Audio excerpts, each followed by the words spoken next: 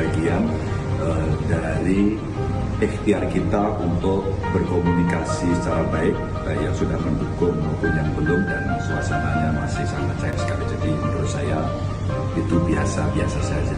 Dan kisah ini pun pernah terjadi pada saat 2014 kalau tidak salah ya. Saat itu yang mendukung lawannya Pak Jokowi itu juga sama, mereka semua berbondong-bondong ke sana.